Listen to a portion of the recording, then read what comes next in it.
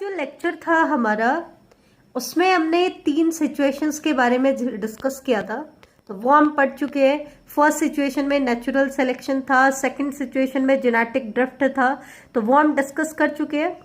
उसके बाद हम बात कर रहे हैं ट्रेट्स की, कि 2 तरह के ट्रेट होते हैं, एक होते हैं एक्वायर्ड ट्रेट और एक होते हैं इनहेरिटेड ट्रेट। ठीक है, क्योंकि एनसीईआरटी ने भी दिया है, तो इसको एक बार हम डिस्कस कर लेते हैं।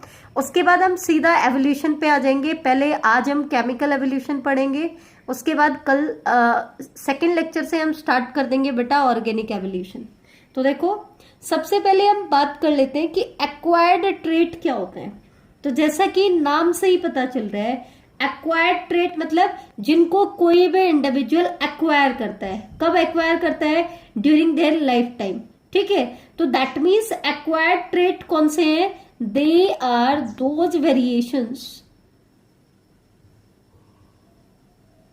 which an individual develop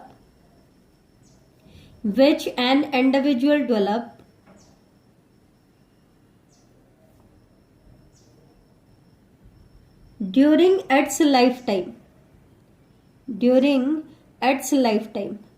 Jin variations को कोई भी इंडिविजुअल अपने लाइफ टाइम में एक्वायर करता है, मतलब वो उसको अपने पेरेंट्स से नहीं मिली है, वो उसने अपने लाइफ टाइम में खुद ही एक्वायर की है।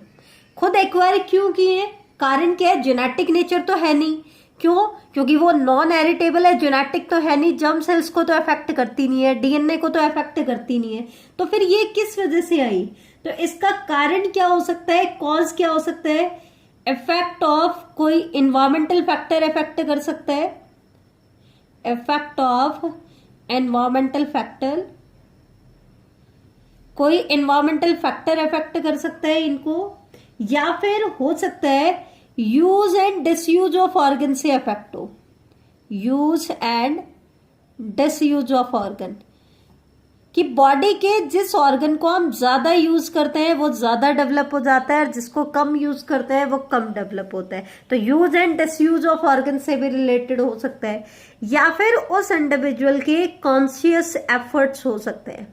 जैसे हम साइकिलिंग सीखते हैं, ड्राइविंग सीखते हैं, तो ये क्या है हमारे? ये है कॉन्शियस एफर्ट। या जैसे हम पढ़ रहे हैं, तो ये क्या है बेटा? कॉन्शियस एफर्ट्स हैं। तो बेटा एक्वायर्ड ट्रेट कोई भी इंडिविजुअल अपने लाइफ टाइम में एक्वायर करता है। किस वजह से एक्वायर करता है? या तो वो एनवायरमेंटल फैक्टर का इन्फ्लुएंस होता है, या फिर use and disuse of organ होता है, या उस इंडिविजुअल के कॉन्शियस एफर्ट्स होते हैं। क्या होता है? Conscious effort. अब इन इफेक्ट का कॉन्सिक्वेंस क्या आता है, मतलब बॉडी के ऊपर क्या इफेक्ट आता है? भाई ये वेरिएशंस आ गई, तो इनका बॉडी पे क्या इफेक्ट आएगा वो हमें देखना है। तो ये जो ट्रेट्स है, they affect the structure and functioning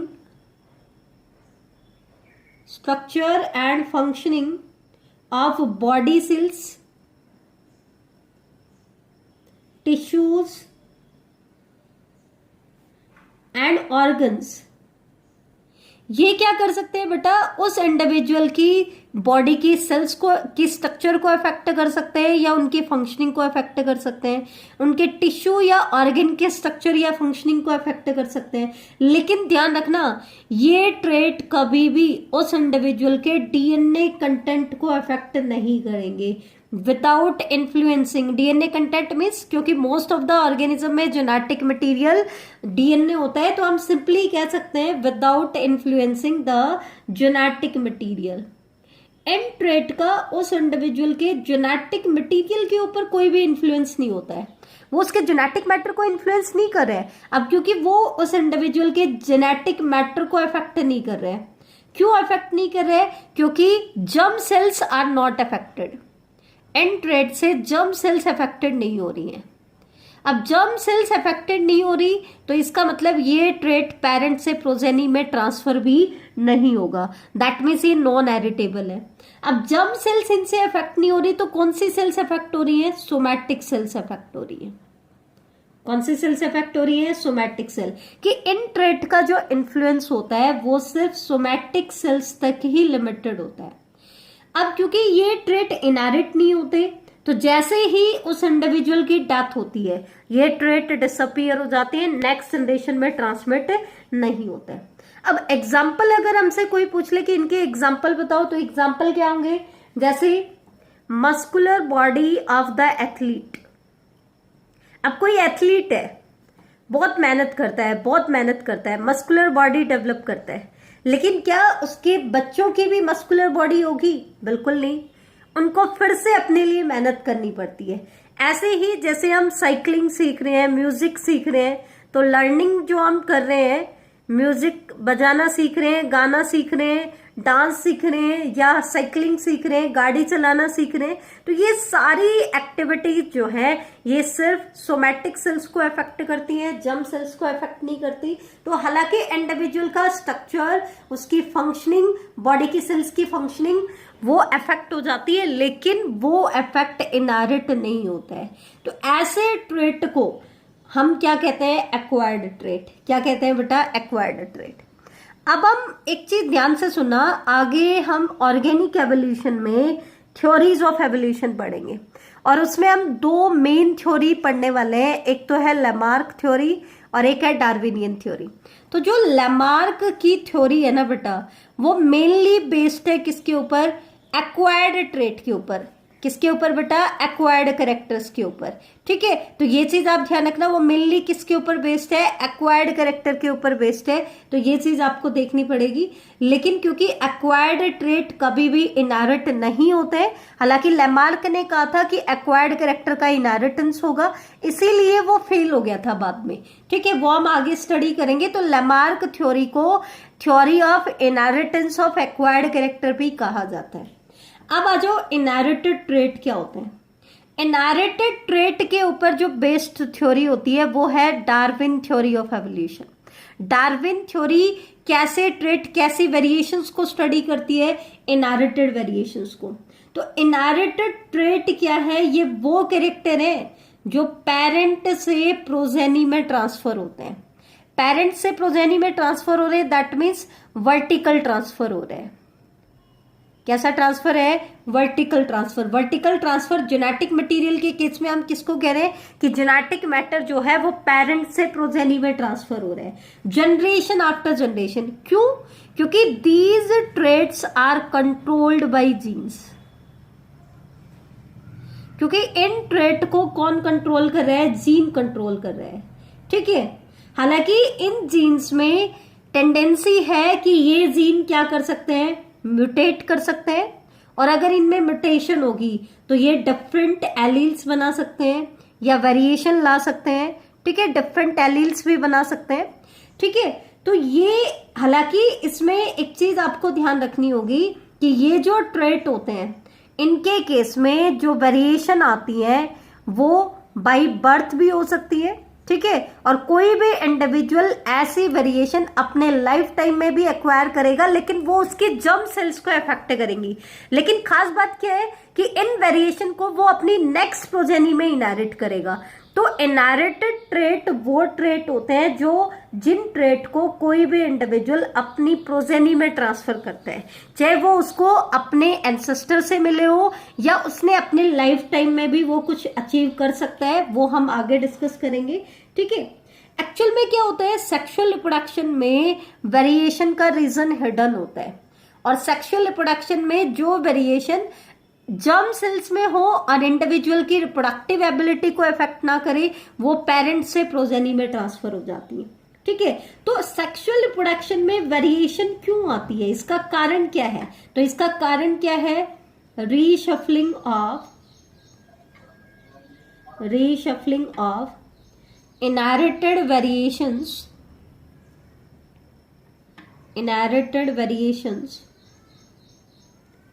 during gametogenesis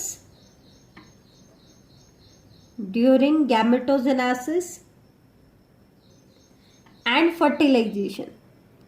कि जब कोई भी पेरेंट गैमीट्स बनाता है, तो हमें पता है गैमीट्स कैसे बनते हैं? क्रोमोसोम के सेग्रीगेशन से। अब मान लो सेग्रीगेशन के दौरान कोई मिस्टेक हो जाए, तो वहीं पे क्या आ जाएगी? वेरिएशन आ जाएगी। या फिर जाइगोट कैसे बनता है? फर्टिलाइजेशन से, गैमेट के फ्यूजन से। तो फ्यूजन में क्या होता है? पेयरिंग ऑफ क्रोमोसोम होता है। तो उसमें हो सकता है कोई दिक्कत आ जाए, कोई मिस्टेक हो जाए, तो वहां पे भी वेरिएशन के चांसेस होते हैं। और जब गैमीट बनाने के लिए जब मियोसिस होता है ना बेटा, तो 9th क्लास में हमने पढ़ा था मियोसिस के प्रोफेज फर्स्ट में एक स्टेज आती है पैकेटीन स्टेज, जिसके अंदर क्रॉसिंग ओवर होती है, और क्रॉसिंग ओवर से भी रिकॉम्बिनेंट्स बनते हैं। ठीक है, तो नए कॉम्बिनेशन बनेंगे, दैट मीन्स वेरिएशन आ जाएंगी। ठीक है, तो ये चीज आप ध्यान रखना। दो तरह के ट्रेट होते हैं, एक होता है एक्वायर्ड ट्रेट और दूसरे होते हैं इनहेरिटेड ट्रेट। एक्वायर्ड ट्रेट जो होते हैं they develop during life time of an individual, जबकि इनहेरिटेड ट्रेट को कोई भी इंडिविजुअल अपने पेरेंट्स से रिसीव करता है। एक्वायर्ड ट्रेट सोमैटिक सेल्स में होते हैं, जबकि इनहेरिटेड ट्रेट जो होते हैं वो जेनेटिक वेरिएशंस होती हैं जो कि जर्म सेल्स में होती हैं। एक्वायर्ड ट्रेट का कॉज क्या है बेटा? Acquired traits are cause either by effect of environmental factor, या फिर use and disuse of organ, या फिर कॉन्शियस एफर्ट्स हो सकते हैं। क्या हो सकता है? कॉन्शियस एफर्ट हो सकते हैं। ठीक है, जबकि इनहेरिटेड ट्रेट का कारण क्या है? वो कैसे आते हैं? या तो म्यूटेशन हो, क्या हो? म्यूटेशन हो। इसका कॉज क्या है? या तो म्यूटेशन हो, या फिर म्यूटेशन ना हो तो क्या हो? रीशफलिंग हो इनहेरिटेड वेरिएशन की ड्यूरिंग गैमेटोजेनेसिस एंड फर्टिलाइजेशन। तो या तो जेनेटिक मटेरियल रीशफलिंग कर रहा है या म्यूटेशन हो रही है। ठीक है, तो ये चीज आप ध्यान रखना। एक्वायर्ड ट्रेट इंडिविजुअल की डेथ के साथ खत्म हो जाते हैं, जबकि वो कभी भी नेक्स्ट जनरेशन में ट्रांसफर नहीं होते हैं, जबकि इनहेरिटेड ट्रेट जो है वो नेक्स्ट जनरेशन में ट्रांसफर होते हैं। जैसे कि इनहेरिटेड ट्रेट का अगर हम एग्जांपल दें तो fused and free year lobe, जो ह्यूमन के केस में ईयर लॉब्स होते हैं, कुछ लोगों के ईयर लॉब जो होता है वो बॉडी के साथ फ्यूज्ड होते हैं, कुछ के फ्री होते हैं। तो ये जो fused and free year lobe का कैरेक्टर है, ये कैसा ट्रेट है? इनहेरिटेड ट्रेट है। ठीक है, जबकि मस्कुलर बॉडी का डेवलप होना, लर्निंग ऑफ म्यूजिक, ये क्या है बेटा? एक्वायर्ड ट्रेट है। ठीक है, एक्वायर्ड ट्रेट के ऊपर लेमार्क थ्योरी बेस है और इनहेरिटेड ट्रेट के ऊपर आपकी बेटा डार्विनियन थ्योरी बेस्ड है। तो बेटा मेन पार्ट में हम क्या स्टडी करेंगे कि एवोल्यूशन जो है वो दो टाइप का होता है। एक तो होता है केमिकल एवोल्यूशन और एक होता है organic evolution.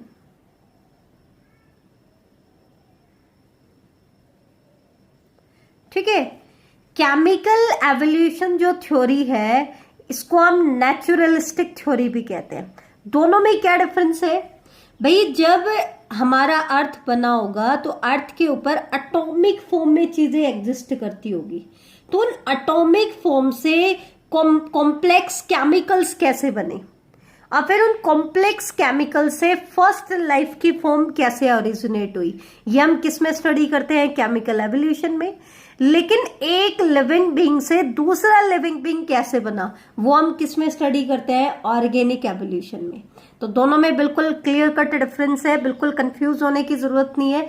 First life form inorganic matter से बनी है, तो इनऑर्गेनिक मैटर से ऑर्गेनिक मॉलिक्यूल बने, पहले सिंपल ऑर्गेनिक, फिर कॉम्प्लेक्स ऑर्गेनिक, और फिर कॉम्प्लेक्स ऑर्गेनिक से हम बायोलॉजिकल एवोल्यूशन की बात करेंगे, वो हम आगे डिस्कस करेंगे। और ऑर्गेनिक एवोल्यूशन में हम क्या पढ़ते हैं कि ऑर्गेनिक फॉर्म से जो कॉम्प्लेक्स डाइवर्सिटी है वो कैसे बनी है, तो वो उसको हम स्टडी करेंगे। तो सबसे पहले बात कर लेते हैं केमिकल एवोल्यूशन थ्योरी। तो दिस थ्योरी स्टेट दैट, ध्यान से देखना, कि life originated upon earth by a long series of physiochemical changes. मतलब लाइफ जो ओरिजिनेट हुई है ना अर्थ के ऊपर, पहली लाइफ फॉर्म की बात कर रहे हैं बेटा। फर्स्ट लाइफ फॉर्म कैसे बनी? हालांकि मेंडेलियन जेनेटिक्स हम पढ़ चुके हैं, लेकिन मेंडेलियन जेनेटिक्स हमें क्या बताती है कि लाइफ तो पहले ही आ चुकी, अब एक इंडिविजुअल से दूसरे इंडिविजुअल में ट्रेट इनहेरिट कैसे होते हैं वो तो हमें वो बताता है, लेकिन वो ये नहीं बताता कि पहली लाइफ फॉर्म कैसे ओरिजिनेट हुई। तो ये क्या कह रहा है? लाइफ कैसे ओरिजिनेट हुई? By a long series of physiochemical changes which brought about by a gradual evolution of first inorganic, मतलब सबसे पहले क्या हुआ, सबसे पहले फर्स्ट इनऑर्गेनिक मॉलिक्यूल बने, किससे, एटॉमिक फॉर्म से। फिर क्या बने, ऑर्गेनिक कंपाउंड बने। फिर ऑर्गेनिक कंपाउंड जब बन गए, यहां तक का इवेंट क्या कहलाता है, केमिकल एवोल्यूशन। फिर उसके बाद से केमिकल एवोल्यूशन के बाद हमारे पास क्या बनेगा, कॉम्प्लेक्स प्रोटोप्लाज्म बनेगा। प्रोटोप्लाज्म को हम कहते हैं बेटा फर्स्ट लिविंग बीइंग, ठीक है। जब प्रोटोप्लाज्मिक फॉर्म बनी थी तो वो एक ऐसी फॉर्म है जो इंडिपेंडेंटली एग्जिस्ट कर सकती है, तो उसको हम कहते हैं कि फर्स्ट लाइफ फॉर्म जनरेट होगी थी। तो केमिकल एवोल्यूशन थ्योरी को किसने दिया था, एक रशियन साइंटिस्ट था और एक ब्रिटिश टर्न्ड इंडियन था। मतलब पहले तो ये ब्रिटिश साइंटिस्ट था लेकिन बाद में इंडियन, इसने इंडिया के अंदर ये आ गया था, तो इसको हम बोलेंगे ब्रिटिश टर्न्ड इंडियन। साइंटिस्ट के नाम क्या थे, अलेक्जेंडर आई ऑपरिन, इसने तो 1924 में अपनी थ्योरी दी थी। और दूसरा साइंटिस्ट था जेबीएस हेल्डेन। अलेक्जेंडर आई ऑपरिन और जेबीएस हेल्डेन, इन दोनों ने मिलकर के क्या दी थी बेटा, केमिकल एवोल्यूशन थ्योरी दी थी। अब केमिकल एवोल्यूशन थ्योरी क्या कहती है, ये देखो। केमिकल एवोल्यूशन थ्योरी के अकॉर्डिंग ऑपरिन और हेल्डेन ने क्या बताया कि लाइफ के ओरिजिन को हम दो पार्ट्स में डिवाइड करेंगे, chemical evolution and biological evolution. Chemical evolution में उसने क्या बताया कि सबसे पहले लगभग 4.5 बिलियन ईयर्स अगो बया हमारे पास अर्थ के ऊपर एटॉमिक स्टेज प्रेजेंट थी। कैसी स्टेज प्रेजेंट थी, एटॉमिक स्टेज, मतलब एटम्स थे। केमिकल्स के क्या थे, एटम, जैसे कि carbon, hydrogen, oxygen, nitrogen, chlorine, fluorine, helium, argon, इस तरह के हमारे पास क्या थे बेटा, एटम्स थे। धीरे धीरे टाइम के साथ साथ ये एटम किस में चेंज हो गए, मॉलिक्यूलर स्टेज में चेंज हो गए। किस में चेंज हो गए बेटा, मॉलिक्यूलर स्टेज में चेंज हो गए। मॉलिक्यूलर स्टेज मतलब इन्हीं से क्या बना बेटा, इन्हीं से बनेगा हमारे वाटर वेपर, क्योंकि उस टाइम पे अर्थ के ऊपर टेम्परेचर बहुत हाई था, तो जो भी वाटर अवेलेबल था वो वेपर की फॉर्म में ही अवेलेबल था। इसके अलावा ammonia, carbon dioxide, carbon monoxide, nitrogen, hydrogen, methane, hydrogen cyanide, ठीक है। इस तरीके की मॉलिक्यूलर स्टेज में वो कन्वर्ट हो गए। अब मॉलिक्यूलर स्टेज से जब फर्दर फिजिको केमिकल चेंजेस हुए तो हमारे पास बन गए सिंपल ऑर्गेनिक मॉलिक्यूल। क्या बन गए बेटा, simple organic molecule. Simple organic molecule कैसे, कौन से मॉलिक्यूल्स की हम बात कर रहे हैं, हम बायोमॉलिक्यूल्स की बात कर रहे हैं, जैसे कि अमाइनो एसिड्स बन गए।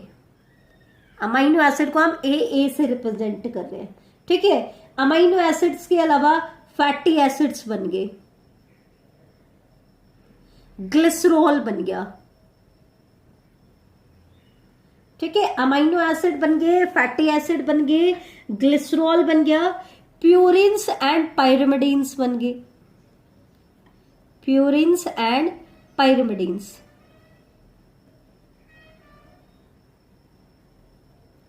कुछ मोनोमर यूनिट बन गई हमारे पास शुगर की, जैसे कि पेंटोज शुगर बन गया, हेक्सोज शुगर बन गया, एल्कोहल बन गए। तो इस तरीके के सिंपल ऑर्गेनिक मॉलिक्यूल्स हमारे पास बन गए। अब यही सिंपल ऑर्गेनिक मॉलिक्यूल ने फर्दर चेंजेस किए और उसके बाद कॉम्प्लेक्स ऑर्गेनिक कंपाउंड्स में वो कन्वर्ट हो गए। किसमें कन्वर्ट हो गए, कॉम्प्लेक्स ऑर्गेनिक कंपाउंड्स में। कॉम्प्लेक्स ऑर्गेनिक कंपाउंड्स मतलब कैसे, जैसे अमाइनो एसिड्स आपस में बाइंड होकर के किस में कन्वर्ट हो गए बेटा, प्रोटीन्स में कन्वर्ट हो गए, ठीक है। अमाइनो एसिड बाउंड होकर के किस में कन्वर्ट हो गए, प्रोटीन्स में। फैटी एसिड और ग्लिसरॉल इन्होंने आपस में बाइंड करके क्या बना दिया बेटा, इन्होंने लिपिड्स बना दिए। ऐसे ही प्यूरिन्स, पायरिमिडीन्स और शुगर और फॉस्फेट इन्होंने मिलकर के क्या बना दिए बेटा, न्यूक्लिक एसिड बना दिए, मतलब न्यूक्लियोटाइड्स बना दिए, जो आगे जाकर के न्यूक्लिक एसिड में कन्वर्ट हो गए। पहले न्यूक्लियोटाइड्स बनाए, फिर क्या बन गए, न्यूक्लिक एसिड्स बन गए। Nucleic acid. हाँ, डीएनए एंड आरएनए। लेकिन ध्यान रखना, पहले सीधा nucleic acid DNA and RNA नहीं बने। यहां पर जो न्यूक्लियोटाइड्स बने थे वो नॉन रेप्लिकेबल थे। ध्यान रखना, यहां पर कैसे थे?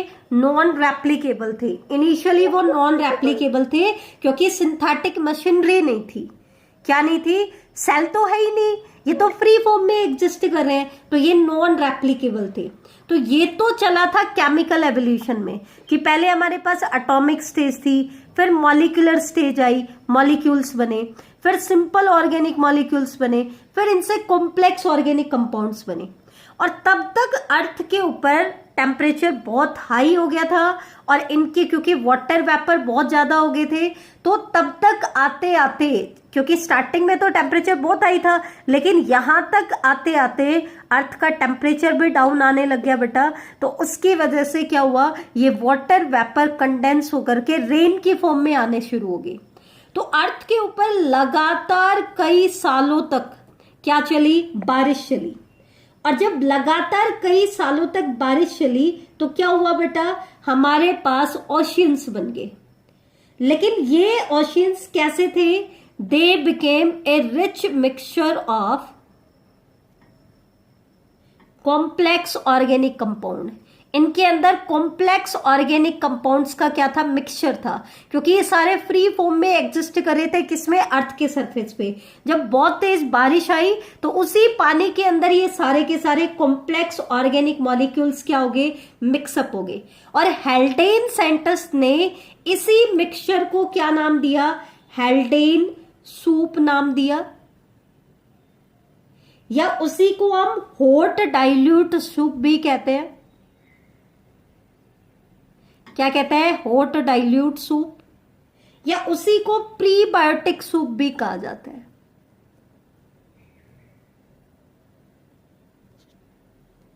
ठीक है, अब एक चीज यहां से क्लियर हुई होगी, क्योंकि जो कॉम्प्लेक्स ऑर्गेनिक मॉलिक्यूल थे वो इनिशियली कहां थे? पानी के अंदर। तो यहां से हमें हिंट मिलता है कि जो फर्स्ट लाइफ फॉर्म बनी होगी वो भी किसके अंदर बनी होगी? पानी के अंदर। मतलब फर्स्ट लिविंग बीइंग जो होगा वो कौन होगा? वो होगा एक्वेटिक ऑर्गेनिज्म। क्या होगा? Aquatic organism. हालांकि इसके बाद का जो स्टेप है हम अभी तक कभी भी प्रूव नहीं कर पाए हैं, लेकिन हमारे पास हाइपोथेटिकल इमेजिनेशंस हैं हमारे पास। हालांकि इस इतने स्टेप को हम केमिकल एवोल्यूशन को हम एक्सपेरिमेंटली प्रूव कर पाए with the help of Urey, Miller and Urey experiment, जिसको हम आगे डिस्कस करेंगे। लेकिन इससे कॉम्प्लेक्स ऑर्गेनिक फॉर्म से फर्स्ट लाइफ फॉर्म कैसे बनी, उसको हालांकि आज तक हम एक्सपेरिमेंटली प्रूव नहीं कर पाए हैं, लेकिन हमने कुछ स्टेप्स इमेजिन किए हैं कि शायद ऐसा हुआ होगा। कुछ हमारे पास स्टेप्स हैं जिनके थ्रू हम एक्सप्लेन कर पाएंगे कि इन कॉम्प्लेक्स ऑर्गेनिक मॉलिक्यूल से फर्स्ट लाइफ फॉर्म कैसे बनी होगी, लेकिन हमारे पास कोई प्रूफ नहीं है। अगर ये स्टेप ह्यूमन समझ जाए ना बेटा, तो ह्यूमन खुद से डाइवर्सिटी बना सकता है। दैट मीन्स ह्यूमन बीइंग किसके इक्विवेलेंट हो जाएंगे? गॉड के इक्विवेलेंट हो जाएंगे। डाइवर्सिटी अपने आप बना लेंगे, लेकिन ये स्टेप अभी तक मिसिंग है। लेकिन हम ये मानते हैं कि हुआ क्या होगा? कॉम्प्लेक्स ऑर्गेनिक मॉलिक्यूल बनने के बाद प्रोटोबायोन्ट्स बने होंगे। क्या बने होंगे? प्रोटोबायोन्ट्स। ठीक है, प्रोटोबायोन्ट्स क्या है बेटा? जो मैक्रोमोलिक्यूल्स अभी तक बने थे, जो मैक्रोमोलिक्यूल्स हमने केमिकल एवोल्यूशन के दौरान बनाए थे, एबायोटिकली बनाए थे, मतलब उनमें लाइफ एग्जिस्ट नहीं कर रही थी। प्रिमिटिव ओशन के अंदर जो कॉम्प्लेक्स मैक्रोमोलिक्यूल है वो क्या करते हैं बेटा? बाद में they come together, later they come together and form large colloidal drop. और उन्होंने बड़ी बड़ी कोलॉइडल ड्रॉप लाइक स्ट्रक्चर्स बना ली, ड्रॉप लाइक स्ट्रक्चर्स। और उन्हीं कोलॉइडल ड्रॉप लाइक स्ट्रक्चर्स को क्या नाम दिया गया? प्रोटोबायोन्ट्स नाम दिया गया। It is believed that they were the cluster of proteins, polysaccharide, lipid and nucleic acid. ऐसा माना जाता है कि प्रोटोबायोन्ट क्या है? कॉम्प्लेक्स ऑर्गेनिक मॉलिक्यूल की क्लस्टर से बनी है, कि वो बने हैं प्रोटीन, पॉलीसैकेराइड, लिपिड और न्यूक्लिक एसिड के क्लस्टर से बने। तो सबसे पहले तो क्या बना बेटा, प्रोटोबायोंट बने। लेकिन बेटा एक चीज ध्यान रखना, प्रोटोबायोंट्स वर अनेबल टू रिप्रोड्यूस, वो रिप्रोड्यूस नहीं कर सकते, अपनी मल्टीपल कॉपीज नहीं बना सकते, बट दे कैन ग्रो, वो ग्रो कर सकते हैं। कैसे ग्रो कर सकते हैं, सराउंडिंग से मॉलिक्यूल्स को एब्जॉर्ब करेंगे। वो क्या करेंगे, they grow by absorbing molecules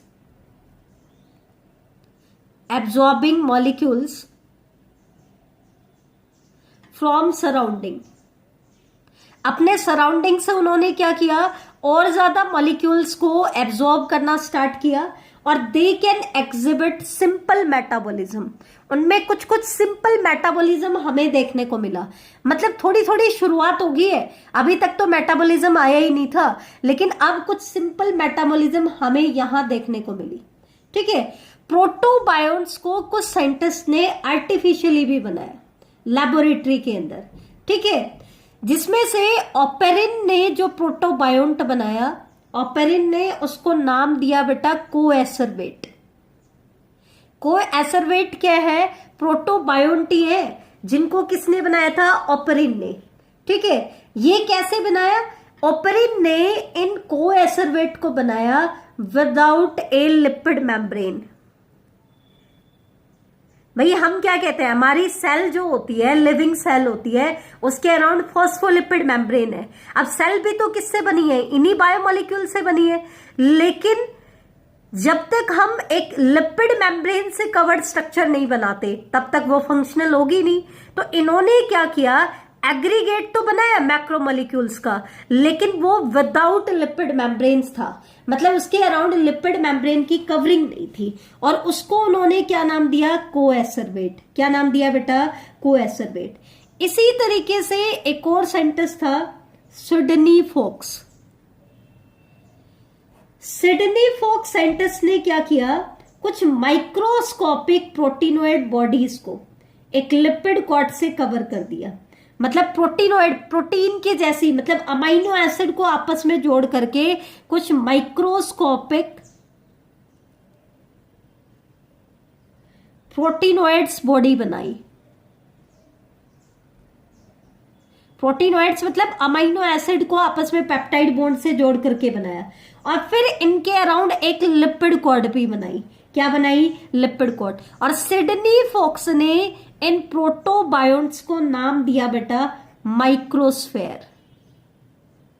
तो ध्यान से समझने की कोशिश करना, कोएसरवेट जो है ये भी एग्रीगेट ऑफ मैक्रोमोलिक्यूल है, लेकिन ये एग्रीगेट लिपिड मेम्ब्रेन से कवर्ड नहीं है।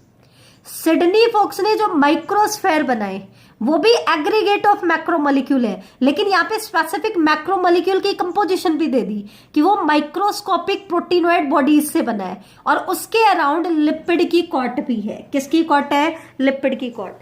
तो बायोलॉजिकल एवोल्यूशन में ऐसा माना जाता है कि सबसे पहले ऐसे कोई स्ट्रक्चर बनी होगी जिसको हम कहें प्रोटोबायोंट।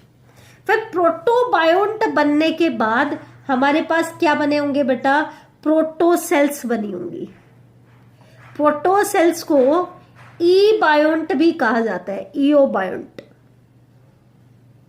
अब प्रोटोबायोंट और ईओबायोंट्स में क्या डिफरेंस है बेटा, प्रोटोबायोंट्स जो थे उनके पास डुप्लीकेशन की एबिलिटी नहीं थी, वो रिप्रोड्यूस नहीं कर सकते थे।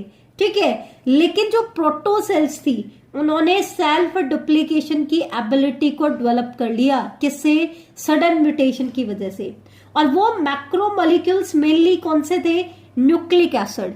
एक्चुअल में क्या हुआ, यहां तक आते आते क्या हो गया, न्यूक्लिक एसिड जो मैक्रोमोलिक्यूल था,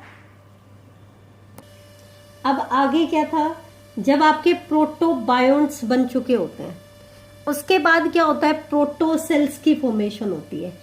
इनको हम ई बायोंट्स भी कह रहे हैं। इसमें क्या होता है, अब तक आते आते जो न्यूक्लिक एसिड थे हमारे, उन्होंने सेल्फ डुप्लीकेशन की एबिलिटी को एक्वायर कर लिया। कैसे, बाय म्यूटेशन, कि उनमें म्यूटेशन हुई और वो सेल्फ डुप्लीकेशन करने लग गए। सेल्फ डुप्लीकेशन की एबिलिटी आने के बाद इन न्यूक्लिक एसिड ने प्रोटीन्स के साथ बॉन्डिंग बना ली, मतलब ये प्रोटीन्स के साथ अटैच हो गए, कंबाइंड हो गए, और इन्होंने मिलकर के क्या बना लिया बेटा, न्यूक्लियो प्रोटीन बना लिया। न्यूक्लियो प्रोटीन मतलब जिसमें न्यूक्लिक एसिड और प्रोटीन दोनों पार्ट हैं। It is the first sign of life, ये लाइफ का पहला साइन था, जहां पे हमें ये पता चला था कि यहां से इसके बाद हमें कुछ लाइफ बनने की उम्मीद है। उसके बाद क्या हुआ, इन न्यूक्लियो प्रोटीन ने एक क्लस्टर बनाया, एक ऐसा क्लस्टर बनाया जो एक लिपिड कोट से कवर्ड भी था। इसको नाम दिया गया प्रोटोसेल, और प्रोटोसेल को बोला गया फर्स्ट फॉर्म ऑफ लाइफ। क्या बोला गया बेटा, फर्स्ट फॉर्म ऑफ लाइफ। जो first non cellular form of life थी बेटा, वो 3 बिलियन ईयर्स अगो बनी थी। कब बनी थी, 3 बिलियन ईयर्स अगो, क्योंकि अभी ऑर्गेनेलीज डेवलप नहीं हुई है। इसके बाद प्रोटोसेल्स के बनने के बाद आपकी first cellular form of life originate हुई। कैसे बेटा, प्रोटोसेल्स ने म्यूटेशन की। कैसे म्यूटेशन की, इन्होंने अब कुछ मटेरियल्स को एब्जॉर्ब करने की एबिलिटी एक्वायर की और कुछ म्यूटेशन की, और इससे प्रोटोसेल से पहली प्रोकैरियोटिक सेल बनी। कब बनी, 2000 माया मतलब मिलियंस ईयर्स अगो। और जो फर्स्ट लाइफ फॉर्म थी, जो सेल्यूलर लाइफ फॉर्म थी, नॉन सेल्यूलर तो हम वहां पे पढ़ चुके हैं, जो फर्स्ट सेल्यूलर लाइफ फॉर्म थी वो सिंगल सेल्ड बैक्टीरिया थे बेटा। क्या थे, सिंगल सेल्ड बैक्टीरिया। अब एक क्वेश्चन आता है कि क्या आप प्रेजेंट कंडीशन में केमिकल एवोल्यूशन करा सकते हैं? बिल्कुल नहीं करा सकते बेटा।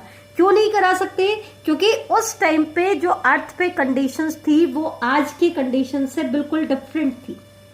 ऐसी कौन कौन सी कंडीशन थी विच फेवर केमिकल एवोल्यूशन, जो केमिकल एवोल्यूशन को फेवर कर रही थी? तो वो कंडीशंस कौन कौन सी थी बेटा? उस टाइम पे एक तो टेम्परेचर बहुत हाई था, हाई टेम्परेचर था, जर्नली 100 डिग्री सेल्सियस से ज्यादा माना जाता है। हालांकि इसका जो एक्सपेरिमेंटल प्रूफ दिया उसमें 800 डिग्री के आसपास टेम्परेचर को मेंटेन रखा गया। दूसरा, उस टाइम पे वॉल्केनिक स्टॉर्म्स थे, हर जगह पे वॉल्केनिक स्टॉर्म्स थे जो कि लाइटनिंग का भी एक काम कर रहे थे।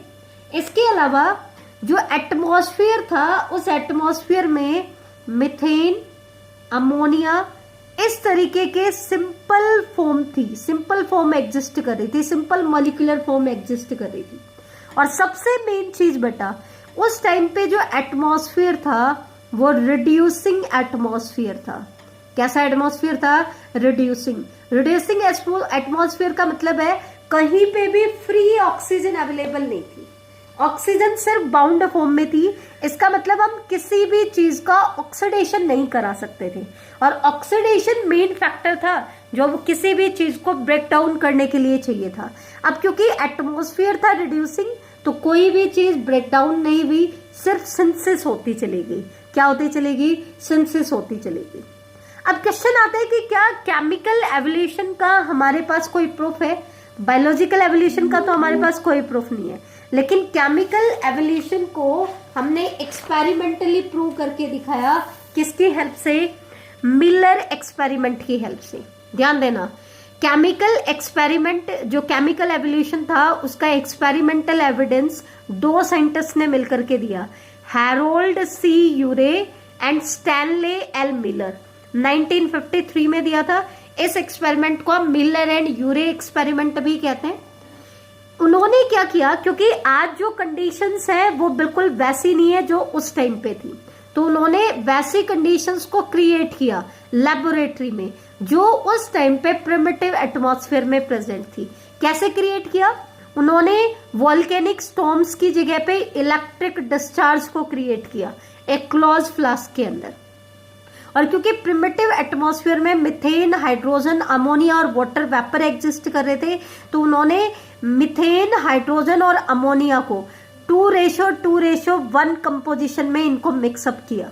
ठीक है, इलेक्ट्रिक डिस्चार्ज जिस फ्लास्क में किया था उन्हीं में इन कंपोनेंट्स को भी ऐड किया, साथ में वाटर वेपर्स दिए और टेम्परेचर कितना रखा? 800 डिग्री सेल्सियस। और उन्होंने मिलकर के इस तरीके का एक्सपेरिमेंटल सेटअप तैयार किया। यहाँ पे उसने बॉइलिंग वाटर रखा। अब क्योंकि टेम्परेचर बहुत हाई था तो वाटर वेपर की फॉर्म में कन्वर्ट हो रहा था। या उन्होंने एक फ्लास्क रखा और फ्लास्क के अंदर ये टंगस्टन की इलेक्ट्रोड रखी ताकि वो इलेक्ट्रिक डिस्चार्ज प्रोड्यूस कर सके। और इस फ्लास्क में उसने मीथेन, अमोनिया, हाइड्रोजन और वाटर वेपर को रखा। फिर उसने क्या किया, केमिकल एवोल्यूशन को होने दिया और इसके बाद उसने यहाँ पे एक कंडेंसर यूज किया, क्योंकि कंडेंसर में से जब वेपर पास होंगे तो वो वापस वाटर ड्रॉपलेट की फॉर्म में कन्वर्ट हो जाएंगे। तो यहाँ पर जो वाटर आया वो रेड कलर का हो गया था। और उसमें क्या डिफरेंस था कि यहाँ पे जो वेपर जा रहे हैं वो तो प्योर वाटर था, लेकिन यहाँ से जो वाटर आ रहा था वो हेल्डेन सूप की कंपोजिशन वाला था, मतलब उस वाटर में कॉम्प्लेक्स ऑर्गेनिक मॉलिक्यूल्स मिक्सअप थे। तो बेटा एक वीक के बाद जब मिलर एंड यूरी ने इस सैंपल को चेक किया तो उनको तो इस सैंपल में अमाइनो एसिड्स मिले थे, लेकिन कुछ और साइंटिस्ट ने सेम एक्सपेरिमेंटल सेटअप को यूज किया तो उनमें से किसी को नाइट्रोजिनस बेस मिले, किसी को पिगमेंट्स मिले, किसी को फैट मिले। तो इस तरीके से उन्होंने केमिकल एवोल्यूशन थ्योरी का एक्सपेरिमेंटल प्रूफ देके दिखाया। तो ये था आज का हमारा केमिकल एवोल्यूशन थ्योरी। इससे आगे हम कल की क्लास में डिस्कस करेंगे।